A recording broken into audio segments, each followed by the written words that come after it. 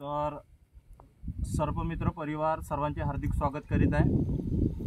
अड्याळ जवळील 3 किलोमीटरवर असलेले चकारा गावामध्ये अंबादे साहेबांच्या घरी हा नागजातीय साप आढळला आणि त्यांनी सर्पमित्रांना कॉल केला आणि सर्पमित्र परिवार अड्याळचे कार्यकर्ते त्या चकारा गावामध्ये पोहोचले असता तिथं 5 फूट जातीचा नागजातीचा साप आढळला आणि त्याला सुखरूपपणे सर्पमित्रांनी पकडून जंगलाच्या निसर्गाच्या सानिध्यामध्ये घेऊन आले आहेत।